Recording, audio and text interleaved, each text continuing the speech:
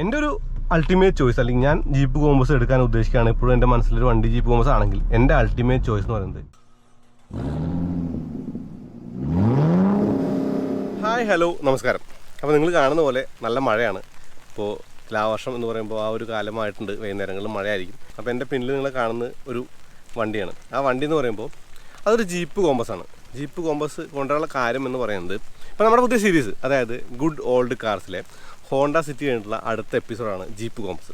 Jeep compass എന്ന് പറയുമ്പോൾ jeep India, അതായത് ഫിയറ്റ് ക്രൈസ്ലർ ഓട്ടോമൊബൈൽസിൻ്റെ ജീപ്പ് ഇന്ത്യയിൽ വരുന്നത് ജീപ്പ് ഫ്രാങ്ക്ലറും ചരാക്കിയും കൊണ്ടാണ്. അപ്പോൾ അതിൻ്റെ വില കാരണം കൂടാതെ CBU ആയതുകൊണ്ട് തന്നെ അധികം പ്രൈസ് കുറച്ചവർക്ക് വിൽക്കാൻ പറ്റാത്തതുകൊണ്ടും അധിക വണ്ടികളൊന്നും ഷോറൂമിൽ നിന്ന് പുറത്തിറങ്ങില്ല. പക്ഷേ 2017 കഥ മാറി. 2017 ജീപ്പ് കോമ്പസ് വന്നു. ജീപ്പ് കോമ്പസ് എന്ന് പറയുമ്പോൾ ഫിയറ്റ് ഇന്ത്യ പറയാൻ പറ്റുമോ, വേണമെങ്കിൽ പറയാം, FCAയുടെ ജീപ്പ് ഇന്ത്യയുടെ ആ ഒരു ജീപ്പ് കോമ്പസ് നിരത്തിൽ വന്നു. അവിടെ നിന്ന് അങ്ങോട്ട് അത്യാവശ്യം നല്ല ഒരു വാഹനമായതുകൊണ്ട് തന്നെ ആളുകൾക്ക് ഇഷ്ടപ്പെട്ടു. അതായത് SUV എന്ന് പറയുന്ന ഒരു കൺസെപ്റ്റിലേക്ക് ആളുകൾ വന്നുകൊണ്ടിരുന്ന സമയമായിരുന്നത്. കോമ്പാക്ട് SUVകളൊന്നും അങ്ങനെ കാര്യമായിട്ട് മാർക്കറ്റ് പിടിച്ചിട്ടില്ലായിരുന്നു. അപ്പോൾ ജീപ്പ് ഇന്ത്യയുടെ ജീപ്പ് കോമ്പസ് 2017 മുതൽ എൻ്റെ കൂടെ ഉണ്ട്. Welcome to Vandipranthan. ഇത് ഗുഡ് ഓൾഡ് കാർസാണ്. ഈ വണ്ടി എന്ന് പറയുമ്പോൾ ഈ വണ്ടി നമുക്ക് വന്നിട്ടുള്ളത് ഹെയിൻസ് മോട്ടോഴ്സാണ് ഈ ഒരു വണ്ടിയുടെ കോട്ടസി. അപ്പോൾ ഇതിൻ്റെ ഒരു നമ്പർ ഞാൻ താഴെ കൊടുക്കുന്നുണ്ട്, നിങ്ങൾ വിളിച്ച് നോക്കോളൂ വില അറിയാനായിട്ട്.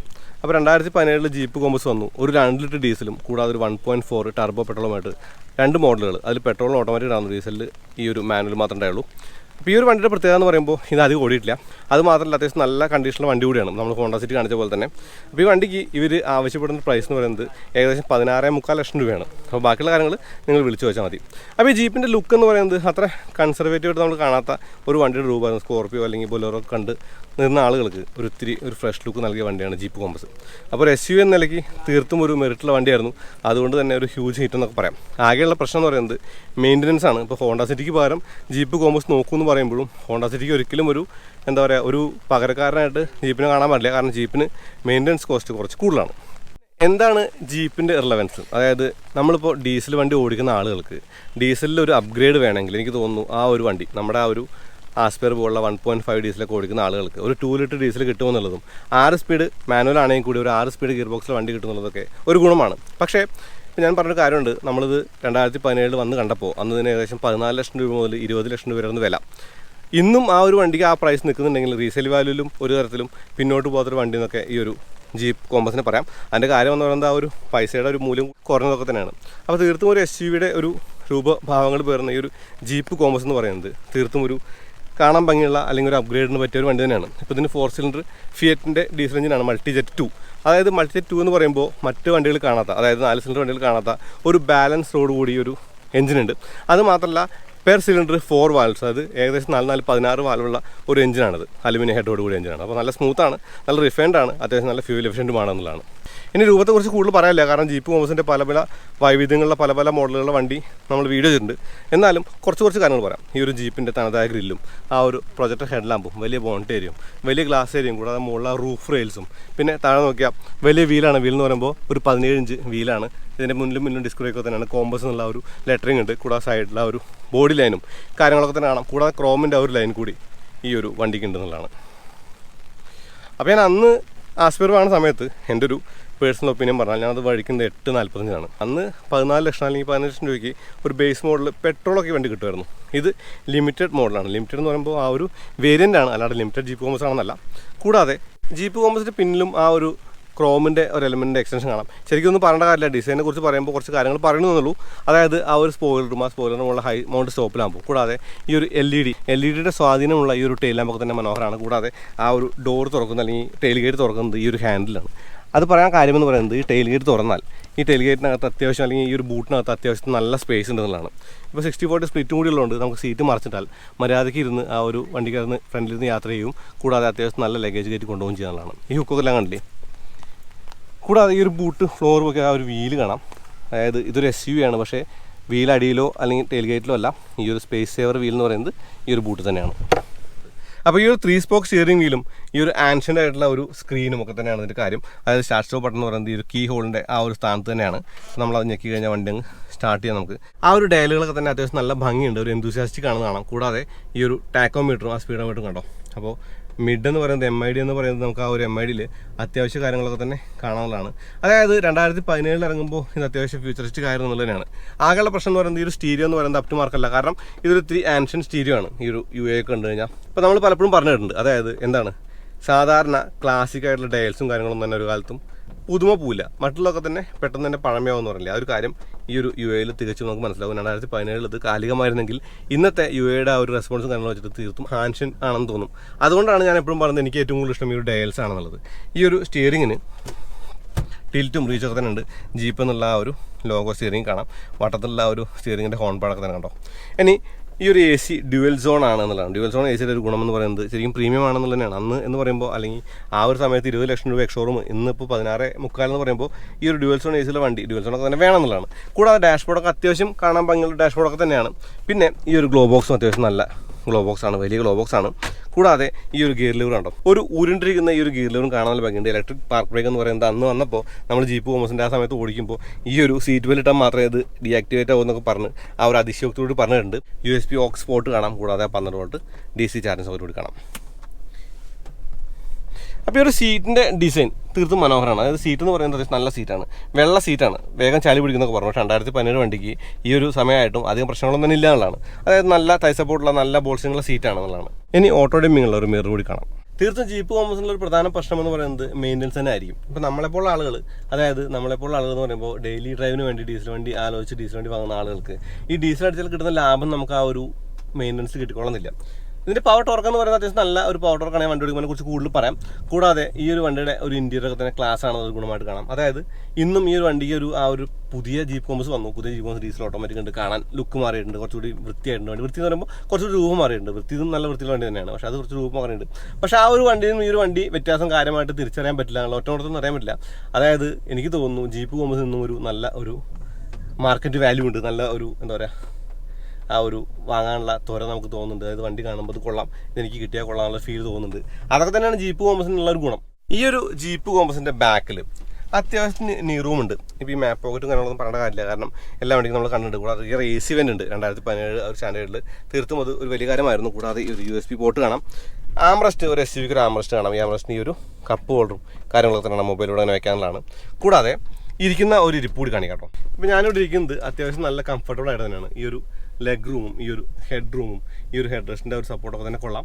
ഈ ഒരു വെളുത്ത ഇൻറ്റീരിയറിൽ അല്ലെങ്കിൽ വെള്ള വൈറ്റ് കൈൻഡ് ഓഫ് ഇൻറ്റീരിയറിൽ അത്യാവശ്യം നല്ല ഒരു എയറി ഫീലും ഉണ്ടെന്നുള്ളതാണ്. ഇപ്പോൾ ഈ ഗ്ലാസിൻ്റെ ഒരു ഉയരം കുറച്ച് കൂടുതലാണ്. അപ്പോൾ നമ്മളിരിക്കുന്നത് ഈ ആംബ്രസ്റ്റ് താഴത്താണെന്നുള്ളത് എത്തി നോക്കേണ്ടി വരുമ്പോൾ നല്ലൊരു ഫീലൊക്കെ, അത് ചെറിയ ചെറിയ ഫീലുകളൊക്കെ ഉണ്ട്, ചെറിയ ചെറിയ ആ ഒരു കാര്യങ്ങളൊക്കെ തന്നെ കാണാം. പക്ഷേ ഓവറോൾ ഒരു നല്ല വണ്ടി തന്നെയാണ് ജീപ്പ് കോമേഴ്സ്. ഇപ്പോൾ ഒരു ജീപ്പ് കോമേഴ്സ് കിട്ടണമെങ്കിൽ ഏകദേശം 35 ലക്ഷം രൂപയോളൊക്കെ വില വരുന്നുണ്ട്, ഓൺ റോഡ് പ്രൈസ് ഒക്കെ വരുന്നുണ്ട്. അപ്പോൾ എനിക്ക് തോന്നുന്നു 16.25 എന്ന് പറയുമ്പോൾ ആ ഒരു വണ്ടിയായിട്ട് കമ്പയർ ചെയ്യുമ്പോൾ അത്യാവശ്യം ഒരു വലിയ പ്രൈസ് അല്ല. സ്റ്റിൽ അന്ന് 14 സംതിങ് മുതൽ 20 ലക്ഷം രൂപ വരെ വില ഉണ്ടായിരുന്ന വണ്ടിക്ക് ഇന്നും 16 ലക്ഷം കിട്ടുമെന്ന് പറയുന്നത് ഈ ഒരു ഓണറുടെ അല്ലെങ്കിൽ ഓണറുടെ ഒരു പെർസ്പെക്റ്റീവിൽ അത്യാവശ്യം നല്ല പ്രൈസിങ് തന്നെയാണ്, അല്ലെങ്കിൽ നല്ല പ്രൈസ് തന്നെയാണ്. ഏകദേശം ലോണൊക്കെ അടച്ചു തരുന്നുണ്ടാവും, കുറച്ച് കാശ് കൈ കിട്ടുന്നതാണ് ഈ വണ്ടി വിൽക്കുമ്പോൾ ആ വിൽക്കുന്ന ആളെ. എനിക്ക് തോന്നുന്നു 2017 തന്നെയാണ് എൻ്റെ ആസ്പെയർ, ഇത് 2017 അപ്പോൾ ഈ ഒരു സമയം നമ്മൾക്ക് 6 വർഷമായി. 5 വർഷത്തേക്ക് ലോൺ ഉണ്ടെങ്കിൽ 5 വർഷം കഴിഞ്ഞ് 1 വർഷം ലോൺ ഫ്രീ ആയിട്ട് ഉപയോഗിച്ചു വിൽക്കുകയാണ്. എപ്പോഴും അത്യാവശ്യം നല്ല പ്രൈസ് കിട്ടുന്നതാണ്. അടിപൊളി അല്ലേ? ഇപ്പോൾ ഞാൻ നേരത്തെ പറഞ്ഞ കാര്യമുണ്ട്, അതായത് 2017 വണ്ടി വരുമ്പോൾ 14 സംതിങ് മുതൽ 20 ലക്ഷം രൂപ വരുന്ന എക്സ്ഷോറൂം പ്രൈസ് ഉണ്ട്. അപ്പോൾ എനിക്ക് തോന്നുന്നു ഈ ഒരു വണ്ടിക്ക് അന്നൊരു 24 ലക്ഷം രൂപ വില വന്നിട്ടുണ്ടാവും. ഇപ്പോൾ ചോദിക്കുന്നത് 16.25. പക്ഷേ അവിടെ ഒരു ട്വിസ്റ്റ് ഉണ്ട്. ഈ വണ്ടി ആ ഓടിക്കുന്നത് 10,362 കിലോമീറ്റർ ആണ്. അപ്പോൾ തീർത്തും എനിക്ക് തോന്നുന്നു ആ ഒരു പുതിയ വണ്ടി പോലെ തന്നെ ഉണ്ട്. ഇതാണ് എൻ്റെ കീ എന്ന് പറയുന്നത് ജീപ്പ് കോമേഴ്സിൻ്റെ. നമുക്കൊന്ന് ഓടിക്കാൻ പറയുമ്പോൾ 6 സ്പീഡ് ഗിയർ ബോക്സ് ആണ്. ഈ ഒരു ഗിയർ ബോക്സ് എന്ന് പറയുമ്പോൾ അത്യാവശ്യം നല്ല ഗിയർ ബോക്സ് ആണ്. കൂടാതെ സീറ്റ് ബെൽറ്റ് ഇട്ടാലേ ആ ഒരു പാർക്ക് ബ്രേക്ക് മാറുള്ളൂ പറഞ്ഞാൽ നമുക്ക് വേണമെങ്കിൽ ഓവർ റൈഡ് ചെയ്യാൻ പറ്റും. അപ്പോൾ ലൈറ്റ് ക്ലച്ചാണ് ജീപ്പ് കോമേഴ്സിൻ്റെ പ്രത്യേകത. ലൈറ്റ് ക്ലച്ചും കാല് കൊടുത്താൽ കയറി പോകുന്നൊരു സ്വഭാവം. അപ്പോൾ അതിൻ്റെ പവർ ടോർക്ക് ഫിഗറുകൾ പറയണം, കാരണം നമ്മളെപ്പോഴും ഒരു വണ്ടിയുടെ അപ്ഗ്രേഡ് നോക്കിയിട്ടാണ് ജീപ്പ് കോമേഴ്സിലേക്ക് വരാൻ ഞാൻ പറഞ്ഞു. എൻ്റെ വണ്ടി 100 bhp ആസ്പെയർ. ഇപ്പോൾ ഇക്കോസ്പോർട്ട് വാങ്ങുന്ന ഒരാൾക്ക്, ഇക്കോസ്പോർട്ട് ഓടിക്കുന്ന ഒരാൾക്ക് ഒരു ഡീസൽ വണ്ടി തന്നെ വേണമെങ്കിൽ എനിക്ക് തോന്നുന്നു 100 bhp ഇന്ന് ഏറ്റവും നല്ല അപ്ഗ്രേഡ് ജീപ്പ് കോമേഴ്സാണ്. കാരണം ഇതിന് 171 bhp പവർ ഉണ്ട്. കൂടാതെ 350 എണ്ണം. ഇപ്പോൾ ഫോർഡിൻ്റെ വണ്ടികൾ, ഇപ്പോൾ ഇക്കോസ്പോർട്ടും ആസ്പെയറും തന്നെ വീണ്ടും പിക്ചറിലേക്ക് തുടങ്ങാൻ അതിന് 210 അല്ലെങ്കിൽ 215 വരെയൊക്കെയാണ് എണ്ണം എന്ന് പറയുന്നത് ടോർക്ക്. അപ്പോൾ ആ ഒരു കാര്യത്തിലും ഇത് അപ്ഗ്രേഡ് തന്നെയാണ്. പിന്നെ 16.25 എന്ന് പറയുമ്പോൾ എനിക്ക് തോന്നുന്നു ഇപ്പോൾ ഏകദേശം ഒരു ബ്രസയുടെ പ്രൈസാണ് ആയിട്ടുള്ളൂ. ബ്രസയ്ക്ക് ഏകദേശം ആ ഒരു പൈസ വരുന്നുണ്ട് ടോപ്പ് എണ്ണിന്. ഇത് ടോപ്പ് എൻ അൺലിമിറ്റഡ് ആണ്. ഇത് ഇറങ്ങുന്ന സമയത്ത് ഇതിന് ഓട്ടോമാറ്റിക് ഉണ്ടായിരുന്നില്ല ഡീസലിന്. പിന്നീട് ട്രെയിൻ ലോക്ക് വന്നു. പെട്രോൾ 1.4 ടർബോ ആണ്. അത് തീർത്തും ഒരു എക്സൈറ്റിംഗ് അല്ലാത്തൊരു വണ്ടിയാണ്. അതായത് ഓർഡിനറി കാറാണ് ആ ഒരു ജീപ്പ് കോമ്പസ് എന്നത്. കാഴ്ചയ്ക്ക് ഈ വണ്ടി പോലെ ഉണ്ട്, യാത്ര ചെയ്യാൻ ഇതുപോലെ ഉണ്ട്, പക്ഷെ ഓടിക്കാൻ തീർത്തും വലിയൊരു കാര്യമായിട്ടുള്ള ഫണ്ടൊന്നും ഇല്ലാത്തൊരു വണ്ടിയാണത്. ഇതിന് ഈ ഒരു 16 വാൽവ് എഞ്ചിൻ, അലുമിനിയം ഹെഡിൽ എഞ്ചിൻ ആയതുകൊണ്ട് തന്നെ തീർത്തും സ്മൂത്താണ്. സ്മൂത്ത് എന്ന് പറയുമ്പോൾ ആ ഒരു ബാലൻസ് റോഡ് കൂടി ഉള്ളതുകൊണ്ട്, ബാലൻസ് റോഡ് എന്ന് പറയുമ്പോൾ പറഞ്ഞില്ലേ 4 സിലിണ്ടർ എഞ്ചിൻ അധികം കാണാത്തൊരു കാര്യമാണ് ആ ബാലൻസ് റോഡ്. അതും കൂടി ഉള്ളതുകൊണ്ട് അത്യാവശ്യം നല്ല സ്മൂത്താണ് ഇതിൻ്റെ ഒരു കാര്യം. റിഫൈൻമെൻ്റ് ആണ് ഈ ഒരു വണ്ടിയുടെ മുഖമുദ്ര എന്ന് പറയാം. പിന്നെ പവറും. എനിക്ക് ശരിക്കും സത്യം പറഞ്ഞാൽ ഇഷ്ടപ്പെടുന്ന വണ്ടികളിൽ ഒന്ന് ഈ ഒരു ജീപ്പ് കോമ്പസ് തന്നെയായിരുന്നു.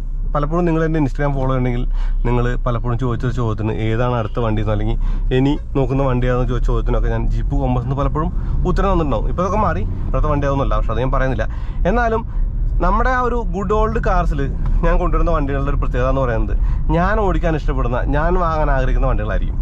അതായത് ഒരു മാസ് ആയിട്ടുള്ള ഒരാൾ അല്ലെങ്കിൽ ഭൂരിപക്ഷമായിട്ടുള്ള ഒരു വണ്ടി കൊണ്ടുവരുന്നതിന് പകരം എനിക്ക് ഏത് വണ്ടിയാണ് അപ്ഗ്രേഡ്, അല്ലെങ്കിൽ എനിക്ക് ഏത് വണ്ടി വേണമെന്ന് തോന്നുന്നു ആ വണ്ടികളാണ് കൂടുതൽ ഞാൻ കൊണ്ടുവരാൻ ശ്രമിക്കുക. പിന്നെ വണ്ടികളുടെ അവൈലബിലിറ്റി പോലെ, അല്ലെങ്കിൽ നിങ്ങൾ ചോദിച്ചു കഴിഞ്ഞാൽ, നിങ്ങൾ ചോദിക്കുന്നവർ പറയുന്ന ഒരു വണ്ടി കൊണ്ടുവരാൻ ശ്രമിക്കാം കേട്ടോ. അത് നിങ്ങൾ താഴെ കമൻറ്റ് ചെയ്താൽ മതി. അപ്പോൾ ഈ ഒരു വണ്ടിക്ക് അത്യാവശ്യം ഫ്യൂവൽ എഫിഷ്യൻസി കൂടി ഉണ്ടെന്നുള്ളതാണ്.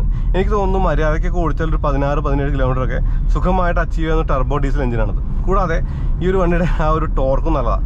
ടോർക്ക് ഞാൻ പറഞ്ഞു 350 എന്ന് പറയുമ്പോൾ അത്യാവശ്യം നല്ല ടോർക്കാം. അപ്പോൾ ഗുഡ് ഓൾഡ് കാർസിൽ കൊണ്ടുവരാൻ പറ്റിയ വണ്ടികൾ ഒന്നായിട്ട് ഈ ജീപ്പ് കോമ്പസിനെ കാണുന്നുണ്ട് ഞാൻ. അതിന് കാരണമെന്ന് പറയുന്നത്, ഇപ്പോൾ ഒരു വണ്ടി വാങ്ങാൻ നോക്കുന്ന ആൾക്ക് ആ ഒരു പെട്രോൾ മോഡലുകൾ മാത്രമേ ഇപ്പോൾ നിരത്തില കാര്യമായിട്ടുള്ളൂ. ഇപ്പോൾ ഈ ഒരു ജീപ്പ് കോമ്പസിൻ്റെ എഞ്ചിൻ ഷെയർ ചെയ്യുന്ന ഹാരിയർ ഉണ്ട്, കൂടാതെ ഹെക്ടർ ഉണ്ട്. ഹെക്ടർ ഓട്ടോമാറ്റിക് ഇല്ല, ഹാരിയറിൻ്റെ ഓട്ടോമാറ്റിക് ഉണ്ട്, ആ ഒരു ഹുണ്ടായുടെ 6 സ്പീഡ്. എന്നാലും ഈ ഒരു വണ്ടി വാങ്ങുമ്പോൾ ആ ഒരു വണ്ടികളുടെ വില, അല്ലെങ്കിൽ ആ ഒരു വണ്ടികളുടെ വിലയൊക്കെ ഇപ്പോൾ റോക്കറ്റ് പോലെ ഉയർന്നു നിൽക്കുന്ന സമയത്ത് എനിക്ക് തോന്നുന്നു ഈ ഒരു ജീപ്പ് കോമ്പസ് വേണമെങ്കിൽ ചെക്ക് ചെയ്ത് നോക്കാവുന്നതാണ്. അതായത് ഡ്രൈവിംഗ് ഫണ്ണുള്ള, ഞാൻ കാര്യമായിട്ടൊന്നും കാലം കൊടുക്കില്ല, കാരണം പുതിയ വണ്ടി പോലെ ഒരിക്കലും പഴയ വണ്ടികൾ നമ്മൾ ട്രീറ്റ് ചെയ്യാൻ പാടില്ല. പഴയ വണ്ടി എന്ന് പറയുമ്പോൾ യൂസ്ഡ് കാർ അല്ലെങ്കിൽ ഒരു വിൽക്കാനായിട്ട് കാറുകൾ ട്രീറ്റ് ചെയ്യാൻ പാടില്ല, കാരണം ആ വണ്ടിയൊക്കെ മെയിൻറ്റെയിൻ ചെയ്ത് അടുത്ത ഓണറെ കാത്ത് നിൽക്കുകയാണ്. അപ്പോൾ അത്യാവശ്യം സ്മൂത്ത് ആയിട്ടുള്ള, അത്യാവശ്യം റിഫൈൻഡ് ആയിട്ടുള്ള ഒരു എഞ്ചിനുള്ള ഫ്യൂവൽ എഫിഷ്യൻ്റ് ആയിട്ടുള്ള ഡീസലാണ് ഈ ഒരു ജീപ്പ് കോമ്പസ് എന്ന് പറയാം. ഫിയറ്റ് ക്രൈസ്ലർ ഓട്ടോമൊബൈൽസ്, അതായത് FCAക്ക് ഇന്ത്യയിൽ ഏറ്റവും കൂടുതൽ ഒരു ചുവട് ഉറപ്പിക്കാൻ സഹായിച്ച വണ്ടി എന്ന നിലയ്ക്ക് ഈ ജീപ്പ് കോമ്പസിന് അവർക്കും ഒരു റിലവൻസ് ഉണ്ട്. അതുപോലെ ജീപ്പ് കോമ്പസ് ശരിക്കും ആളുകളെ കൂടുതൽ ഷോറൂമിലേക്ക് ആനയിച്ചൊരു വണ്ടി കൂടിയാണ് അവരുടെ കാര്യത്തിൽ. അപ്പോൾ പുതിയ വണ്ടി എന്ന് പറയുമ്പോൾ കാതങ്ങൾ അകലെയാണെന്ന് കാണാം, ഓട്ടോമാറ്റിക് നല്ലതാണ്. കൂടാതെ ഷേപ്പൊക്കെ ഒന്ന് മാറി, ഷേപ്പ് എന്ന് പറയുമ്പോൾ ബേസ് ബോഡി തന്നെയാണ്, പക്ഷേ ഷേപ്പൊക്കെ ഒന്ന് മാറി, രൂപമൊക്കെ മാറി, ഗ്രില്ലൊക്കെ മാറി. എന്നാലും ആ ജീപ്പ് ഞാൻ ഒരിക്കൽ കുട്ടിക്കാനം വരെ എടുത്ത് പോയിട്ട് എനിക്ക് ഇഷ്ടപ്പെട്ടൊരു വണ്ടിയാണ്. അപ്പോൾ എനിക്ക് തോന്നുന്നു നിങ്ങൾ എന്തായാലും ഈ ഒരു വണ്ടി ചെക്ക് ചെയ്ത് നോക്കേണ്ടതാണ്. ഇപ്പോൾ ഹോണ്ട സിറ്റി പെട്രോളിൽ നമ്മൾ ആദ്യം കൊണ്ടുവന്നെങ്കിൽ ഡീസലിൽ നമ്മൾ ജീപ്പ് കോമ്പസ് കൊണ്ടുള്ള കാര്യം തന്നെയാണ്. അപ്പോൾ ഫോർഡ് ആസ്പെയർ ഓടിക്കുന്ന ആൾക്ക്, അല്ലെങ്കിൽ ഫോർഡ് ഈക്കോ സ്പോർട്ട് ഓടിക്കുന്ന ആൾക്ക് 10 ലക്ഷം രൂപയുടെ മുകളിൽ ബഡ്ജറ്റ് ഉണ്ടെങ്കിൽ, 16 അല്ലെങ്കിൽ 16.25 ഈ വണ്ടി വേണമെന്നല്ല, ഇതുപോലുള്ള വണ്ടികൾ പലതും നമുക്ക് അവൈലബിൾ ആണല്ലോ. അപ്പോൾ കുറച്ചും കൂടി ഒരു മോഡൽ കുറഞ്ഞ, അതായത് ഒരു വേരിയൻറ്റ് മാറിക്കഴിഞ്ഞാൽ വില ഇനിയും കുറയാം. അതല്ല ഓട്ടോമാറ്റിക്, പെട്രോൾ ഓട്ടോമാറ്റിക് ഓടിച്ച് ഇഷ്ടപ്പെടുകയാണെങ്കിൽ എടുക്കാവുന്നതാണ്. പക്ഷേ എനിക്കെന്തോ അത്ര പ്രിയപ്പെട്ട വണ്ടിയൊന്നും അല്ലത്. എൻ്റെ ഒരു അൾട്ടിമേറ്റ് ചോയ്സ്, അല്ലെങ്കിൽ ഞാൻ ജീപ്പ് കോമ്പസ് എടുക്കാൻ ഉദ്ദേശിക്കുകയാണ്, ഇപ്പോഴും എൻ്റെ മനസ്സിലൊരു വണ്ടി ജീപ്പ് കോമ്പസ് ആണെങ്കിൽ എൻ്റെ അൾട്ടിമേറ്റ് ചോയ്സ് എന്ന് പറയുന്നത് ഈ ഒരു ഡീസൽ മാനുവൽ തന്നെ കേട്ടോ, അത് പറയേണ്ടതുണ്ട്. അപ്പോൾ ഹാരിയറിലും സഫാരിയിലും നമ്മുടെ ഹെക്ടറിലൊക്കെ ഉള്ള എഞ്ചിനുള്ള ഫിയറ്റിൻ്റെ മൾട്ടിജെറ്റ് 2 എഞ്ചിനുള്ള ഈ ജീപ്പ് കോമ്പസ് ഓടിക്കാനും അല്ലെങ്കിൽ കൊണ്ടു നടക്കാനൊക്കെ നല്ലതാണ്. അത്യാവശ്യം റോഡ് പ്രസൻസ് ഉണ്ട്. ആകെയുള്ള ഒരു ഇത്തിരി പ്രശ്നം, അല്ലെങ്കിൽ ഒരു നെഗറ്റീവ് സൈഡ് എന്ന് പറയുന്നത് മെയിൻ്റനൻസ് ആണ്. അതിനൊന്നും ചെയ്യാനില്ല. അതായത് അതിപ്പോൾ എല്ലാ വണ്ടിക്കും ഇപ്പോൾ ഏകദേശം മെയിൻ്റനൻസ് ഒക്കെ കൂടിയിട്ടുണ്ട്. എനിക്ക് തോന്നുന്നു 10,000 കിലോമീറ്ററിലാണ് ഇതിൻ്റെ ഒരു സർവീസ് ഉണ്ടാവില്ല. അപ്പോൾ വർഷത്തിൽ ഒരിക്കൽ കയറിയാൽ മതി. ആ ഒരു കയറുമ്പോൾ മാത്രം ഒരു ഇത്തിരി പൈസ ചിലവാക്കണമെന്നേ ഉള്ളൂ. പക്ഷേ ആ ഒരു കാശ് ചിലവാക്കുന്നത് വർത്താണെന്നാണ് എനിക്ക് തോന്നുന്നത്. കാരണം അത്യാവശ്യം ഫ്യൂൽ എഫിഷ്യൻ്റ് ആയിട്ടുള്ള, അത്യാവശ്യം ഓടിക്കാൻ രസമുള്ള, അത്യാവശ്യം ഇരുന്ന് യാത്ര ചെയ്യാൻ സുഖമുള്ള, ബാക്ക് സീറ്റും വലിയ കുഴപ്പമൊന്നുമില്ല. 4 പേർക്കാണ്, 5 പേർക്കല്ല, 4 പേർക്ക് സുഖമായിട്ട് ഓടിക്കാവുന്ന ഒരു കാര്യമാണ്. കൂടാതെ 4x4 മോഡൽ കൂടി ഒരു ജീപ്പ് കോമ്പസിന് ട്രെയിൻ ലോക്ക് ഉണ്ട് ഞാൻ പറഞ്ഞില്ല. അതും എനിക്ക് തോന്നുന്നു ഒരു സെക്കൻഡ് മാർക്കറ്റിൽ ഇപ്പോൾ അവൈലബിൾ ആയിരിക്കും.